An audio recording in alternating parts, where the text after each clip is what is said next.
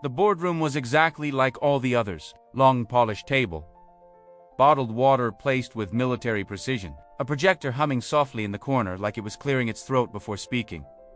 Someone dimmed the lights. A slideshow appeared on the wall. Risk matrices, heat maps, bullet points, a timeline neatly compressed into 12 slides that had been assembled.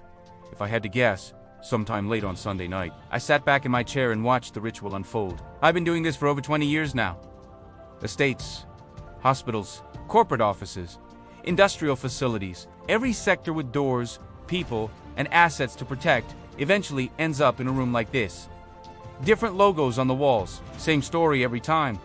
Security, presented as theater. A facilities manager spoke confidently about access control. A service provider highlighted response times. Someone pointed at a graph showing incident reductions. Heads nodded. Pens scribbled. Coffee went cold. From the outside, everything looked under control. But I already knew something they didn't. Less than 1% of the people sitting at that table had ever walked their own site. Not properly. They hadn't stood at the perimeter fence at night. They hadn't watched security officers change shifts. They hadn't followed a visitor from reception to the far end of the building. They hadn't tested a panic button or checked whether radios actually worked under pressure. They knew their security through slides, not through experience. That is where the problem begins. About 4 months after the neat presentation, my phone rang.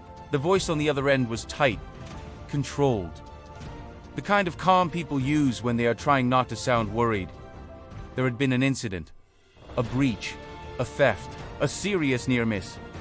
Sometimes worse. They wanted to know how this could have happened after such a positive board presentation. So we went back not to the boardroom, but to the site. Reality always lives outside the meeting room. We found cameras pointed at trees instead of entrances.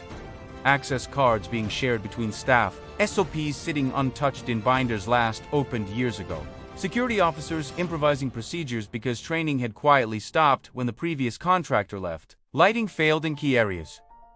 Blind spots had grown unnoticed. Visitor controls existed in theory, but not in practice. None of this appeared on the slides. This is what false security looks like. It behaves beautifully on paper. In real life, it leaks risk through every crack. At Alwinco, we see this pattern repeatedly. Organizations believe they are secure because policies exist and contracts are signed, but security is not a procurement exercise. It is a living system. And living systems decay when leadership is distant. The moment that stays with me most did not happen on site. It happened in court. The CEO was called to testify. Not the facilities manager, not the security provider, not the consultant. The CEO. The questions came slowly at first. How are your security officers trained? What are your escalation procedures? When last were your SOPs reviewed? How do you manage fatigue across shifts? There was a pause. Then another. He tried to answer, he really did, but his responses circled back to reports and presentations. According to our service provider, as per our documentation, that wasn't enough.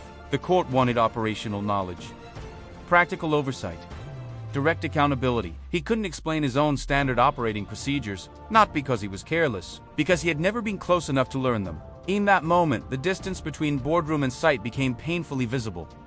That courtroom moment changes something. It changes how people understand responsibility, because suddenly it becomes clear that security is not owned by service providers, facilities, teams, or monthly reports. It is owned by leadership. This is where independent security risk assessments quietly step in and do something most systems never manage to do.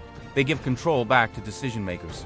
When security is assessed internally, information flows upward through filters. When it is assessed by service providers, findings are shaped by contracts and future work. But independence removes those layers. At Alwinco, we are not selling cameras. We are not supplying security officers. We are not bidding on installation projects. Our only role is to observe, analyze, and report what actually exists. That separation matters more than most boards realize. Because once recommendations are no longer tied to products or manpower, conversations change. The focus moves away from spending and toward exposure, away from appearances and toward opportunity. Independent security risk assessments don't just improve structures, they translate complex operational risk into language executives can act on. They show board members how an intruder would move through their site, how insiders could assist without being detected, where procedures collapse under pressure, how long response truly takes when timing matters. Suddenly, security stops being technical. It becomes strategic. That shift is powerful. Instead of passively receiving reports, board members gain visibility into cause and effect. They understand which risks are systemic, which are behavioral, and which are simply the result of neglect. More importantly, they can make informed decisions. Not decisions based on reassurance, decisions based on reality. And there is another layer that rarely gets discussed until it is too late. Legal protection. In court, organizations are not judged on whether they had security. They are judged on whether they exercised due diligence. An independent security risk assessment creates documented evidence that leadership actively sought unbiased expertise, identified risks, and implemented corrective measures. It shows governance. It shows intent. It shows accountability. That matters. Because when something does go wrong, being able to demonstrate independent oversight often becomes the difference between an unfortunate incident and proven negligence. It shows that the board did not simply rely on internal comfort or supplier assurances. They asked for the truth. They acted on it. That paper trail, when built properly, protects decision makers as much as it protects people on the ground. Independence does not remove responsibility. It strengthens it. It gives leadership visibility, clarity, and defensible governance in a world where assumptions are expensive and silence is dangerous. One of the great myths in modern organizations is that security can be fully delegated. We hire a company. We approve a budget. We receive updates. But crime doesn't respect organizational charts. It looks for opportunity. And opportunity grows wherever leadership becomes abstract. Over the years, we've watched standards erode quietly. Recommendations softened to avoid conflict, contractors selected on price rather than capability, poor performance tolerated because change feels inconvenient. Each compromise seems small, but together, they dismantle protection. This is what we mean when we talk about interference.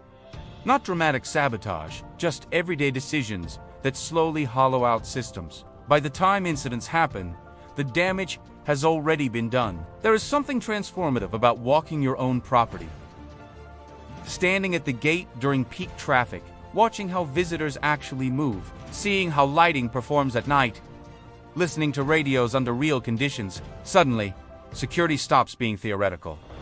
You notice details, you ask better questions. You understand that safety does not live in spreadsheets. It lives in behavior. The organizations that truly improve security are not the ones with the biggest budgets. They are the ones whose leaders show up. They walk. They observe. They challenge. They engage. They treat security as governance, not paperwork. After 20 years and hundreds of security risk assessments, this is what we know at Alwinco. Distance creates assumptions. Assumptions create blind spots.